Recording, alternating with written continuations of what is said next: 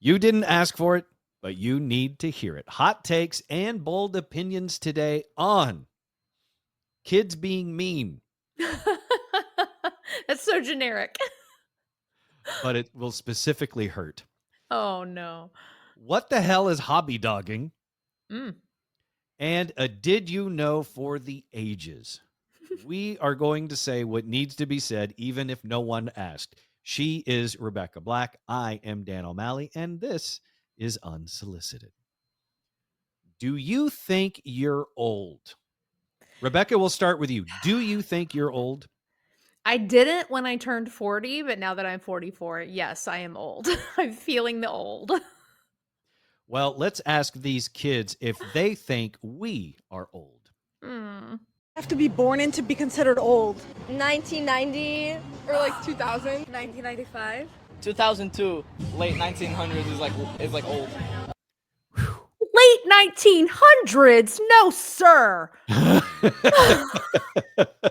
I have never felt attacked so quickly and so often than I They have even right now. they said 2000 was old.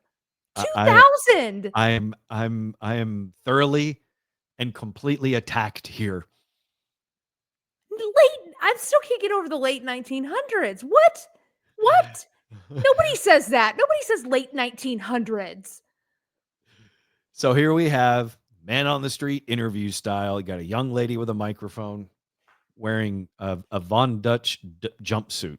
Which, by the way, we invented Von Dutch. Thank you very much. That is early 1900s, or I'm sorry, late 1900s.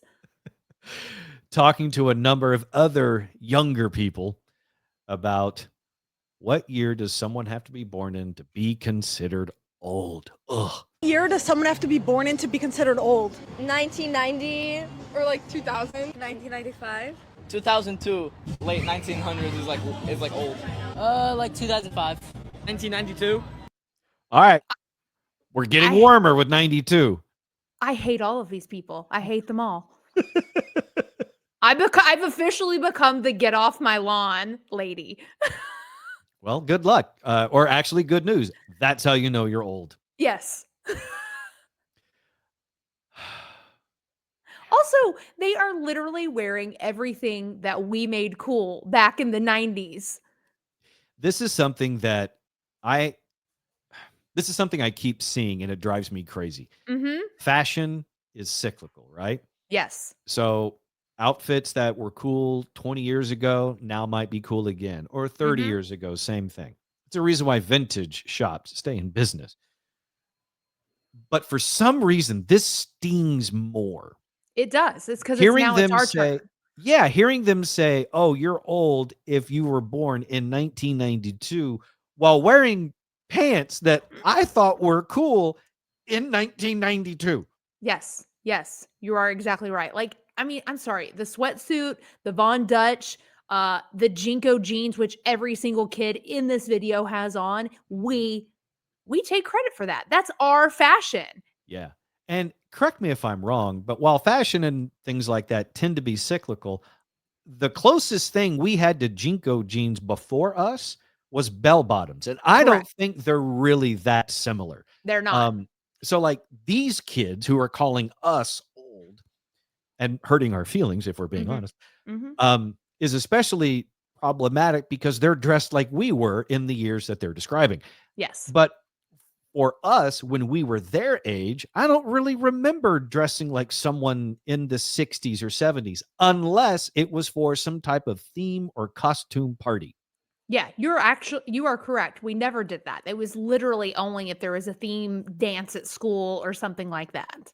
Yeah, I mean, I never went around dressing like the Fonz in Happy Days. No. I certainly didn't tight roll my cigarettes in my sleeve. Right. Nor did I do a poodle skirt or a pink lady jacket of any kind because that was not cool. So what we did as Gen X, or in your case, Zennial, is we set the tone. That's right. We were original. We were the trailblazers. Yes. And now you have the gumption. Yes, I said gumption.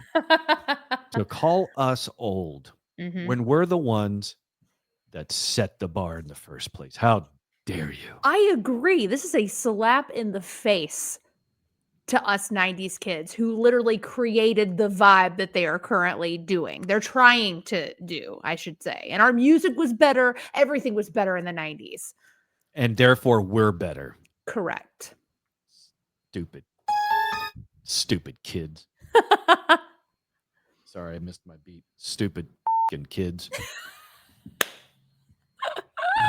2004, 2000. 1992. Okay. Like 1990. I'd say 2001. Oh, 1995. all right. Here's my other problem with the kids today dressing exactly like we did 20 and 30 years ago. Mhm. What's with the perms? Oh, that's coming back, by the way. No, it's been back for like Yeah. at least a year, 2 years. Yeah. All these boys are running to the salon to get perms the way that our Mimas did. Correct. Yeah. I don't know why that is such a big thing. I think even if you have a mullet, that's like extra level to get the permed mullet. Yeah. I mean, don't get me wrong. The haircut I always thought I wanted to have, but never quite did it, was the mohawk. Because Oh my God. Yeah. my buddy Brian, not only did he have a mohawk, he had the fan mohawk. Like he was straight punk, right? Yeah. And so I've always thought about maybe at some point I'll do a mohawk. And then like the mullet mohawk thing had a weird hair baby, and that's what a lot of the kids today are wearing.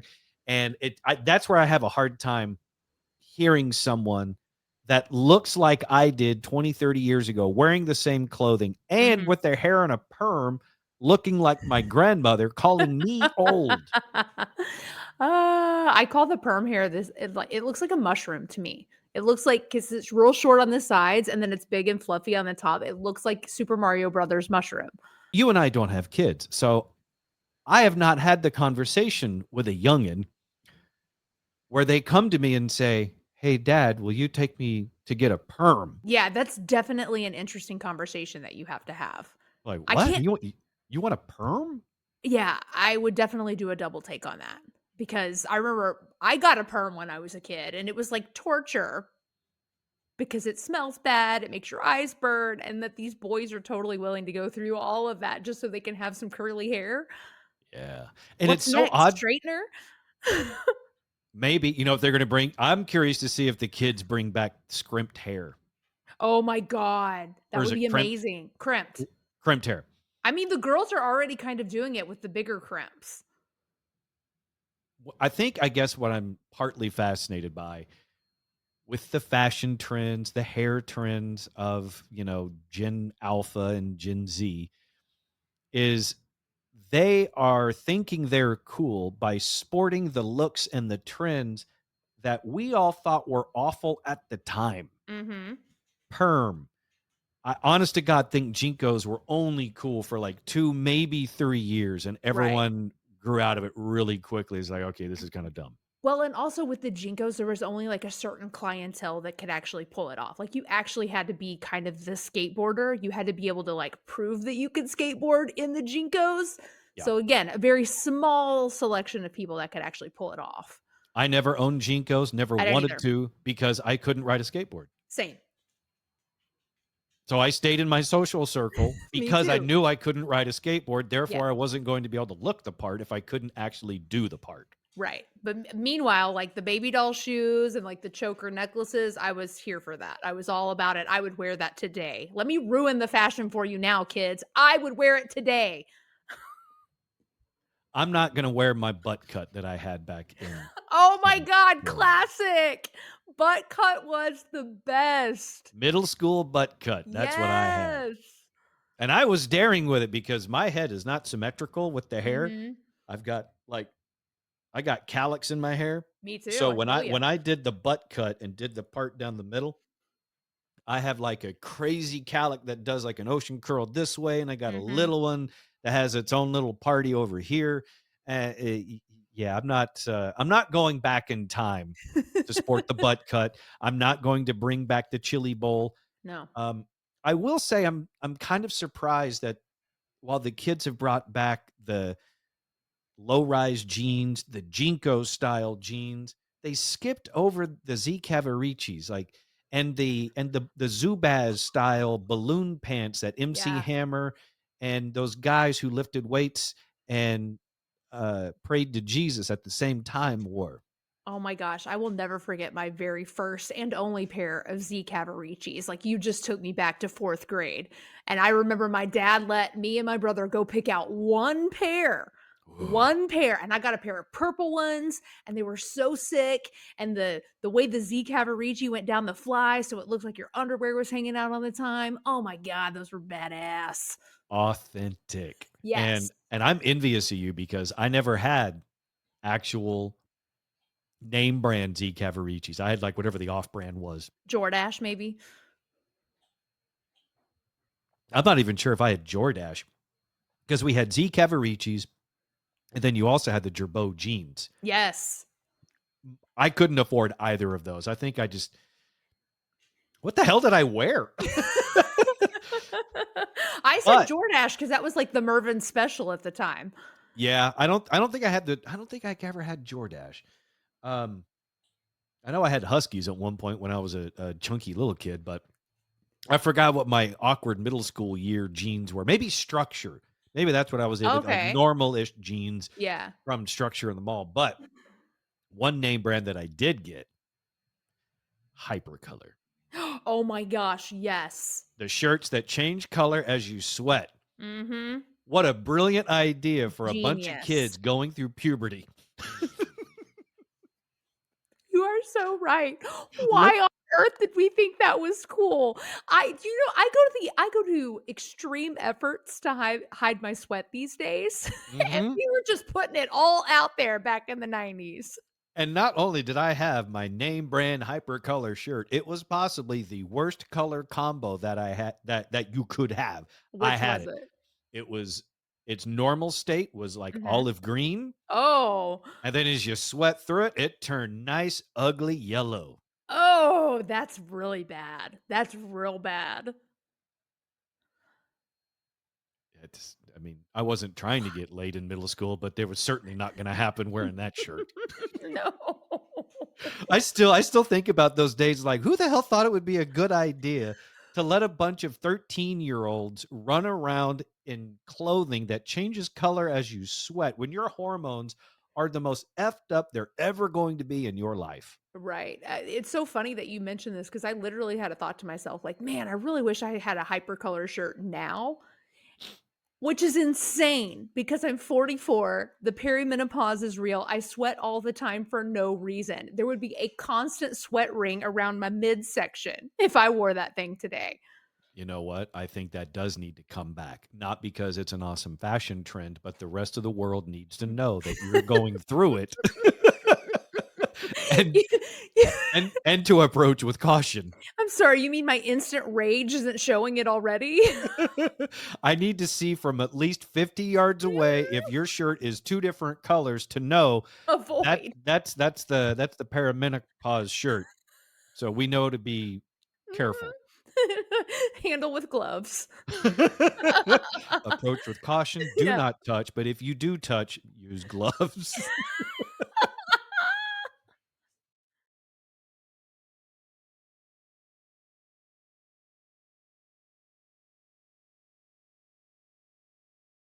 If you are listening to Unsolicited from your favorite podcast platform, number one, thank you. Number two, do us a solid. Share the show with a friend today. Hit that share button and send it to a friend. And number three, you don't see that Rebekah had to change her shirt from the last segment into this one because, well, she got hot. I did. I had a little flashy flash and had to pull off my sweatshirt. I've been cold all day, and then suddenly it's like whoosh, gotta go. Gotta take off as much clothes as possible here. Yep. All we're saying is Hypercolor, if you're still out there as a company, there's a huge opportunity here to become the red flag apparel company of perimenopause women. Absolutely. Absolutely. Us men will thank you. So here we are back with more Unsolicited and something we have not done in a while. So we're going to do it today because we found a really good one. Am I the a-hole? My boyfriend is mad at me because he opened up the relationship and got no dates. Oh no, that backfired hard. Am I the a-hole for how I responded? No. I'm going to go out on a limb and also say no. Right. Oh Everything, man. my assumption from this point forward, based on the very little bit of information we have, is everything Yes. from this point forward was this dude's fault. Correct. 100%. I almost don't even need to know the rest of the story to answer this firmly. I am on her side. So we have our answers locked in. Let's see if they stay that way. Okay. Me and my boyfriend, both age 37, have been dating for just over 3 years. Prior to this, I was single for 8 years. Overall, it's been a healthy relationship. We're both independent with our jobs, living situations, etc. I do love spending time with him. I don't really have any complaints. However, something that startled me was back about 6 months ago, him saying that he wanted to open up the relationship, meaning going Mm. on dates and sleeping with other women. Yeah, I assume. That's why the guy brings this up Yeah, absolutely, because he wanted to go get him some action elsewhere. and probably has someone very much in mind already. I don't 100%. I don't care what he says. I don't care if he Mm-mm. says, "Oh no, this is for you. I feel like I've had more No, experience and this would be it's good for you." Blah blah blah. No, it's no. not. It's never for the other person ever. Back to the 37-year-old female. I've never been in a dynamic like this, so I naturally had a lot of questions. He told me that I could also go on dates and sleep with other men. I honestly was a little skeptical at first, but after doing some research and having time to think, I agreed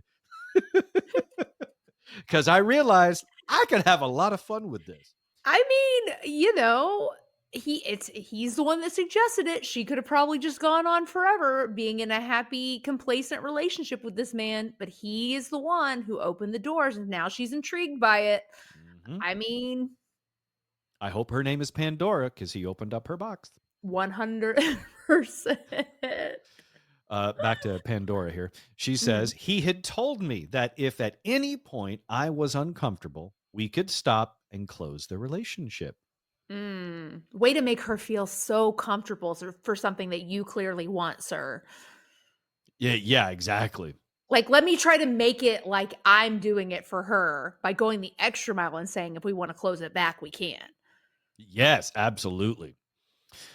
Um, One of the rules was we don't discuss with each other what we're doing or Mhm. who we're going on dates with, etc. She says, I signed up to a dating app. Within a few days, I had 500 plus likes. Oh, okay. You and, get it, lady. it, and it's been pretty steady since. So Wow. so I started matching with people, texting and arranging dates. On average, I go on 1 or 2 dates a month. Wow, that is some serious restraint on her part. Yeah. There are also some people in similar dynamics of open relationships and I'm going on dates with, sleeping with regularly. I quite like the fact that everything is non-committal. So even though I was skeptical at first, I'm enjoying the open relationship. I bet you Wow. are. He very quickly sold her on the idea and she's enjoying herself. I love like again, you knew they were destined for like it's failure on his part. He's an Yes, idiot. He's such an idiot. the biggest of idiots. As decided from before, I had not told my boyfriend about any of this. I was at my boyfriend's house the other day and my phone was on the kitchen counter. He saw my notifications and then proceeded to go through my phone and read messages, including going through the dating app and whatnot. To say he was angry was an understatement. Turns out he opened the relationship up to take out on a date a younger colleague of his at Mm, work. We said it. We said told it. you and we were right. Mhm. Anyway, who misread his idea of a date as Oh, as just a work lunch. yes. He then openly told me that he wanted to see if it would work with her so he could ultimately leave me for her. However, she didn't want him, and it seems like no one else did either. In the Mhm. last 6 months, he's had a few rough dates, but no one additional to sleep with.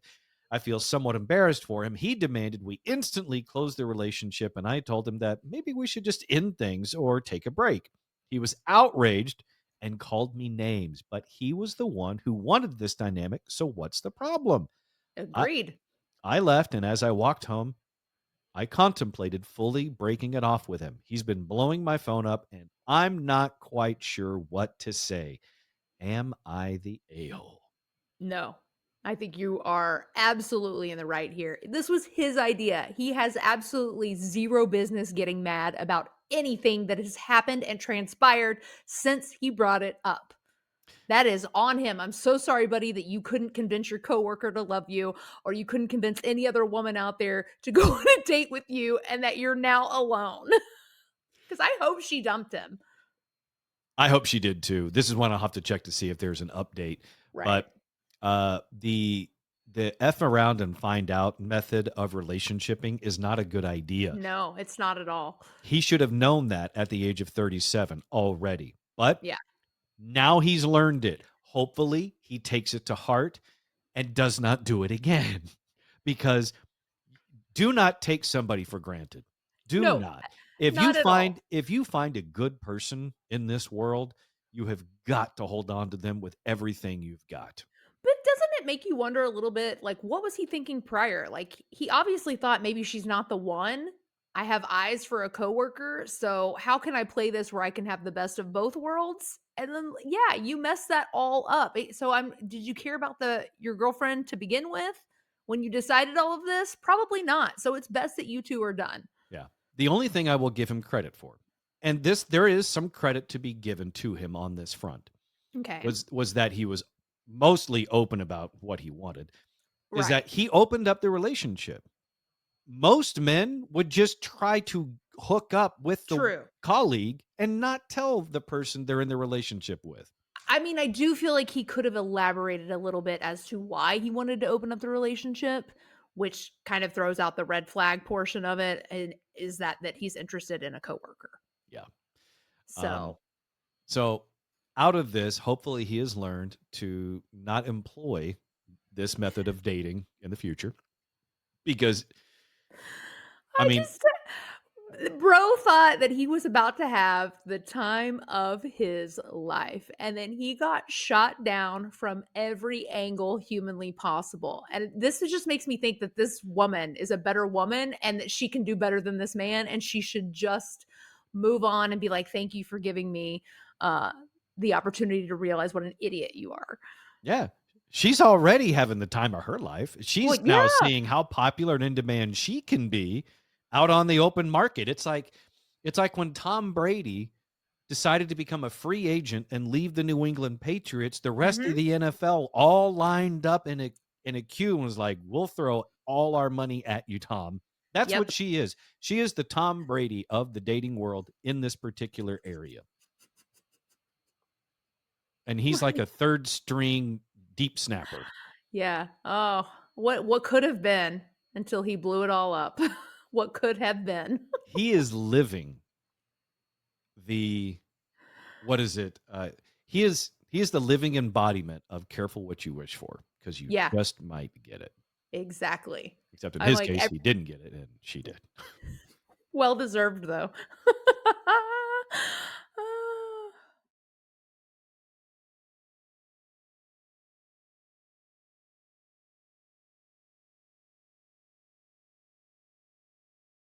Time for another saying here on Unsolicited. You know the saying, how ignorant can one person be? Mm-hmm. This woman is the answer. Oh no. Did you know that medicine is not in glasses? Hold on. I need to take this in for a minute. Yeah. Is it because she's giving you such groundbreaking information? Well, I guess yes. I mean, no. But like she took to the internet to be like, hey, did you know medicine isn't in glasses? And I'm kind of like, I think we all already knew this. This is not a fact that we weren't aware of. Yeah. What? Being an adult learning new things. Did you know that medicine is not in glasses? The confidence at which she delivers this amazing information to the rest of the world. Like, she really thinks she is telling us something groundbreaking here. This must be what it was like for that first guy in California looking for gold, but he found fool's gold, thinking he found the real thing. Right. And he goes to town. He's like, look what I got, everybody. Look at this. Ah. And then they're like, yeah, take a bite of it and it breaks right off. I'm like, sorry, dude, that's pyrite. Yeah. This is the problem with like the world that we're living in. People find out one thing, they go to the internet, they present it as though I'm about to blow everybody's minds. Yes. And this is just regular, everyday common sense. How do you not know that medicine isn't in glasses? I think I can find an answer to your question, Rebekah. And Okay. I think the answer is embedded in the first part of this video. Okay. I love being an adult learning new things. Did you know I love being an adult learning new things. You know what I loved?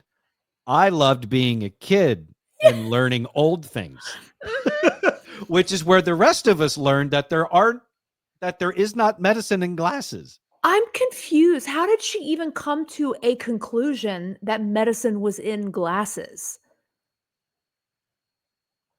I hope to God someone led her astray. I hope someone told her that there's medicine in glasses. That's the only thing I can think of, because just logically speaking, Yeah. that it's look, it's I'm not- a smart person and I don't like to belittle people, but this is a level of stupid I cannot comprehend. Thank you. Same. That's why I was like, I need to sit with this for a second, because did she actually just say, like, how would the medicine be in glasses? How would that work? Does it just fall into your eyes on a daily basis? And And if it is actual medicine, you at some point would be able to not wear the glasses, right? Because the medicine fixes the problem. Yes?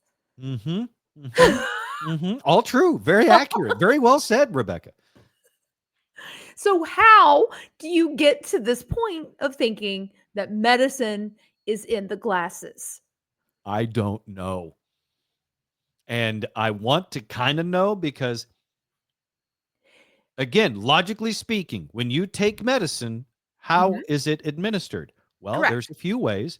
There's oral. Yep. You take a pill or you do some cough medicine, liquid, whatever it is. It's oral, goes in your mouth. Correct. Then there's the kind that gets injected. Yeah. That might be in a muscle or it could be in a vein. Yes.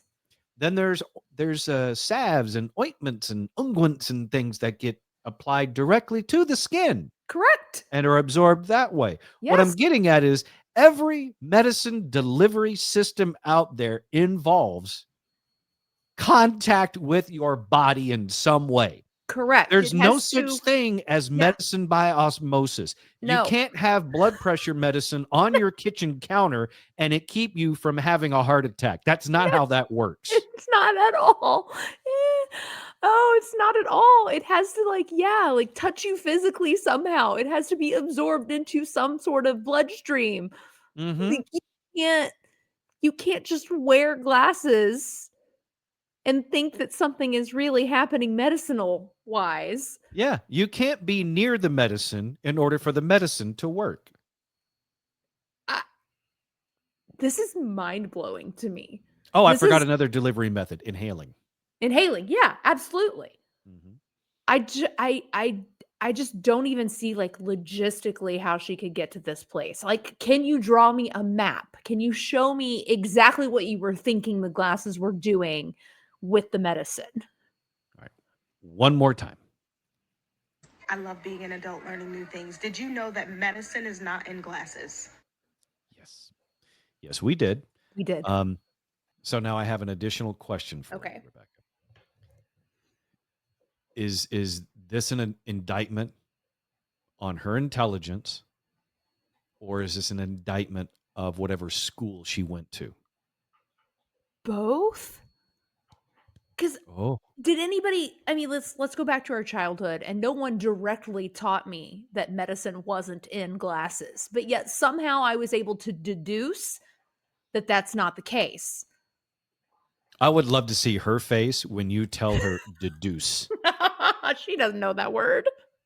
Your idea of deduce and her idea of deduce. Drastically different. The sad thing is she won't be able to see that difference because she doesn't have the proper medicine in her eyes.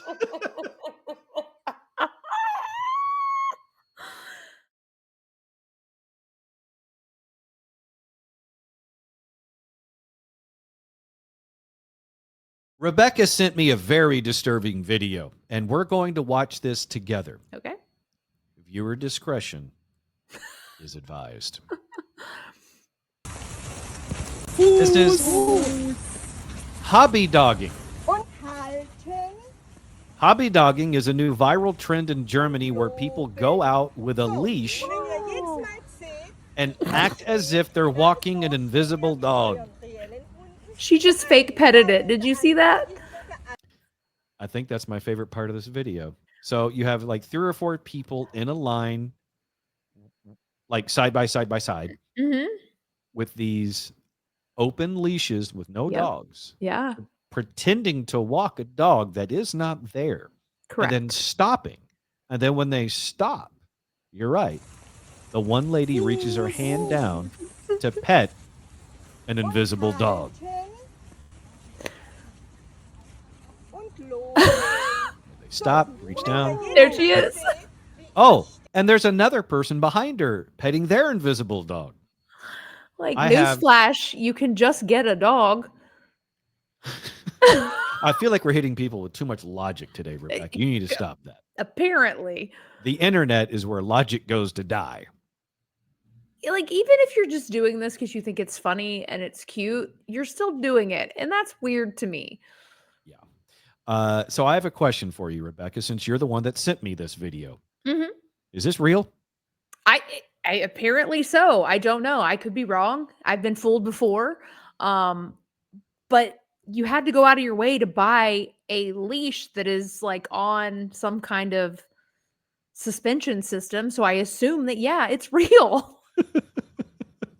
Let's watch it and let's watch it again. So there you got the people that kind of slow jogging.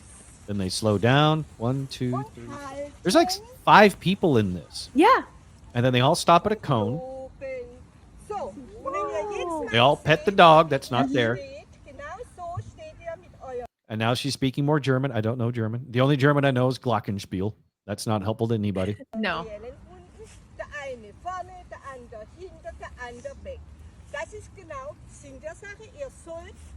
Luckily, I don't need to know German to know that everything that's happening here is stupid.